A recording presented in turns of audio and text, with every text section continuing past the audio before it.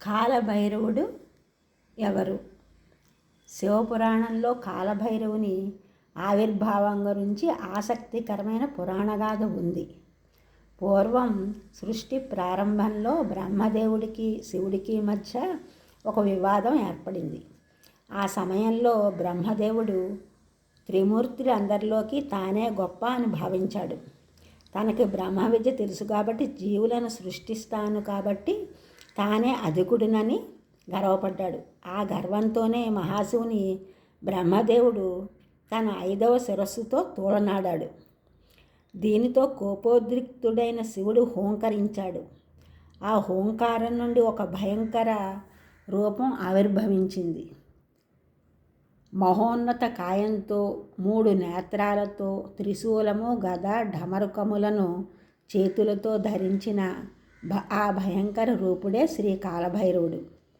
పరమేశ్వరుని ఉగ్ర రూపమే శ్రీ కాలభైరవుడు.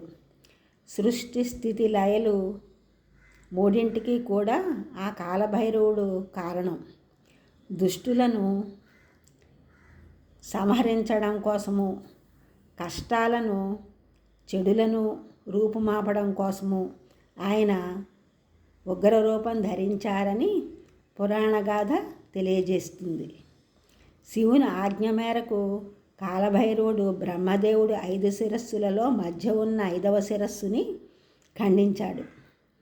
బ్రహ్మదేవుని గర్వం అణిగిపోయింది. కాలభైరవుని ఆరాధనతో మనలోని గర్వం కూడా అణిగిపోతుందని ఈ ఉదంతంలోని అంతర్గత బోధ. బ్రహ్మ శిరస్సును ఖండించిన కారణంగా కాలభైరవునికి బ్రహ్మహత్యా పాతకం చుట్టుకుంది. అది పోగొట్టుకోవడానికి కాశీ చేరుకోగా ఆయన చేతికి ఉన్న బ్రహ్మ కపాలం కాశీక్షేత్రంలో మాయమైంది. అదే బ్రహ్మ కపాల తీర్థంగా ప్రసిద్ధి చెందింది. హైందవ దేవతలలో శివుడు, విష్ణుమూర్తులే కాదు, వారి అంశగా అవతరించిన ఎందరో శక్తులకు తగిన ప్రాధాన్యం ఉంది. అలాంటి ఒక విశిష్టమైన దేవతే కాలభైరవుడు.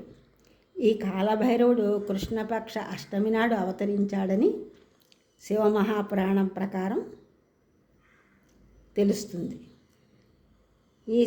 ఈ మహాపురాణం ప్రకారం ప్రధానంగా భైరవ రూపాలు 8. కాలభైరవుడు, అసితాంగ భైరవుడు, సంహార భైరవుడు, రురు భైరవుడు, క్రోధ భైరవుడు, కపాల భైరవ, రుద్ర భైరవ, ఉన్మత్త భైరవ, అలానే 8 భైరవ రూపాలు. వారణాసిలోని కాలభైరవాలయం ప్రసిద్ధి చెందింది. కాలభైరవుడు కాశీక్షేత్ర పాలకుడు. ఏది సాధించాలన్నా ముందుగా ఆయన అనుమతి తీసుకోవాలి అని కాశీక్షేత్ర మహిమ చెబుతుంది. సాక్షాత్తు శివుడే కాలభైరవుడై సంచరించాడని శాస్త్రాలు చెబుతున్నాయి. హోమకార్యాలలో అష్టభైరవులకు ఆహుతులు వేసిన తరువాతే పూర్ణాహుతి చేస్తారు. భక్తులకు అనుగ్రహాన్ని, అతీంద్రియ శక్తులను ఆయన ప్రసాదిస్తాడు. దేవాలయాల్లో కాలభైరవునికి గారెలమాల వేస్తారు. కొబ్బరి బెల్లం నైవేద్యంగా పెడతారు. భైరవుని వాహనమైన శునకానికి పాలు, పెరుగు వంటివి ఆహారంగా పెడితే ఆరోగ్యం సిద్ధిస్తుంది. ఈశ్వరుని ద్వారా కాలభైరవుడు ఆయుష్ను ప్రసాదిస్తాడు. ఈ స్వామికి ఉన్న విశిష్టత అంతా ఇంతా కాదు. శునకం వాహనంగా, నాగులు చెవిపోగులుగా, పులి చర్మం అంబరంగా కనిపించే ఈ భైరవుడు ఉగ్రంగా ఉన్న భక్తుల పాలిటి శుభంకరుడు. కాలభైరవుని పూజిస్తే రుణబాధలు, దారిద్ర్య బాధలు, అనారోగ్యం లాంటి సమస్యలు తీరిపోతాయని నమ్మకం. బుధవారం నాడు కాలభైరవుని పూజిస్తే మంచిది అంటారు. ఆదిశంకరాచార్యులు వారు రాసిన కాలభైరవాష్టకం చాలా మహిమాన్వితమైనది. కాలభైరవుని గురించి దశనామాలు కూడా ఉన్నాయి.